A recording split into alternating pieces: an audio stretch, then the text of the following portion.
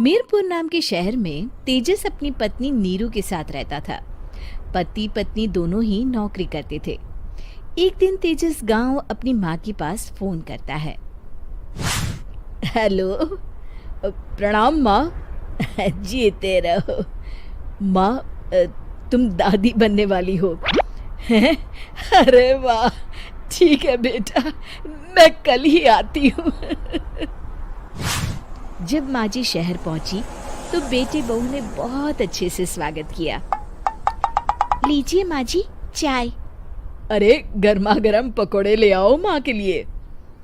नीरू रसोई में गई और 2 मिनट में ही पकोड़े ले आई। जी ये लीजिए। बहू जादू से बनाए हैं क्या? अभी तो रसोई में गई थी। यम्मी। माँ जी, शीला रसोई में पकोड़े तल रही है, मैं बस लेकर आई। हे भगवान, मेरा धर्म भ्रष्ट कर दिया तूने। अब तो गंगा जल से शुद्धिकरण करना होगा। दूसरे दिन, माँ जी मैंने नाश्ता बना दिया है, ऑफिस जा रही हूँ। पर अभी तो घर का सारा काम पड़ा है। शीला आती ही होगी, झाड़ू पोछा बर्तन कपड़े वो सब कर लेगी। हमारे जमाने में घर का सारा काम हम ही करते थे। जी माँ जी, आप बहुत होशियार हैं, मैं घर ऑफिस दोनों नहीं संभाल पाती। तो जरूरत क्या है घर से बाहर जाकर चाकरी करने की? वैसे भी घर का काम खुद करने से घर में बरकत आती है, समझी? पर माँ जी। पर वर कुछ नहीं, इस महीने की पगार मिले फिर ऑफिस बंद। हाँ। रात को नीरू तेजस से कहती है, सुनिए जी, माँ जी बोल रही थी कि मैं नौकरी छोड़ दूं। वैसे ठीक ही तो है, अभी तुम्हें आराम की जरूरत है। फिर भी आराम कहाँ, शीला को छुड़ाने के लिए बोल रही थी। तो अब 24 घंटे में इतना काम तो कर ही सकती हो। पर जॉब पसंद है मुझे, घर पर मन नहीं लगेगा। अगले दिन जब दोनों ऑफिस के लिए निकल रहे थे, मेरी तो कोई कीमत ही नहीं है इस घर में। माँ जी, आजकल महंगाई बहुत है, रहन सहन भी बदल गया है, दोनों नौकरी करते हैं तभी ठीक रहता है। अच्छा, तू कहना क्या चाहती है? मेरा बेटा तुझे बिठा के खिला नहीं सकता? तू ही इस घर का खर्च चला रही है, हैं? नहीं माँ जी, मेरा वो मतलब नहीं था। मतलब खूब समझती हूँ, ये बाल धूप में सफेद नहीं किए मैंने। हाँ। अब तो ये रोज का काम हो गया था। तेजस भी रोज की झिकझिक से परेशान हो गया था। एक दिन उसने कहा, नीरू, वैसे भी तुम्हें मैटरनिटी लीव मिलने वाली है, तो अभी से ही छुट्टी ले लो। पर क्या, मेरी सैलरी अच्छी खासी है।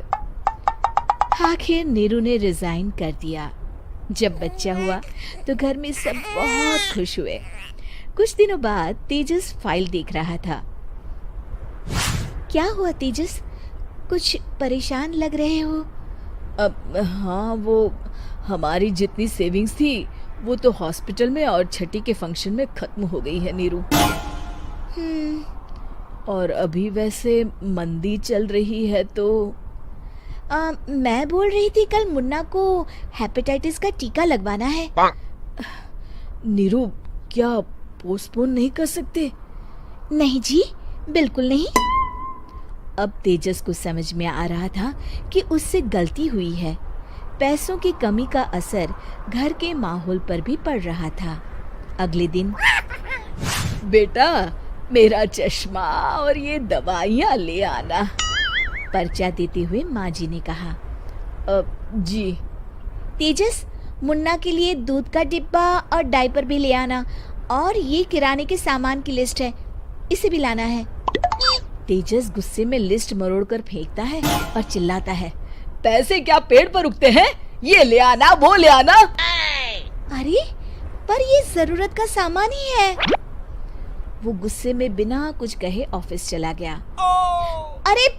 अरे लंच तो ले जाइए।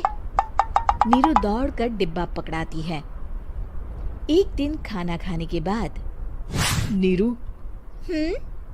अब तो मुन्ना कुछ बड़ा हो गया, तो अब तुम वापस ज्वाइन कर लो ना जॉब। पर इस रिसेशन में जॉब मिलना बहुत मुश्किल है। ट्राई तो करो। फिर मुन्ना? माँ जी है ना, और एक फुल टाइम मेड भी लगा लेंगे।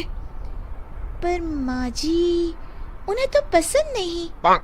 तभी माँ जी वहाँ आ जाती है और प्यार से नीरू के सर पर हाथ फेरते हुए बोलती है, अब मेरी समझ में आ गया बहू, पहले के और अब के समय में अंतर है। तुम काम शुरू करो, मुन्ना की जिम्मेदारी मेरी। मेरी प्यारी माँ जी। ये कहकर नीरू उनके गले लग गई। शिक्षा, परिवर्तन संसार का नियम है, हमें भी समय के साथ चलना चाहिए। उम्मीद है कि आपको हमारी ये कहानी पसंद आई होगी।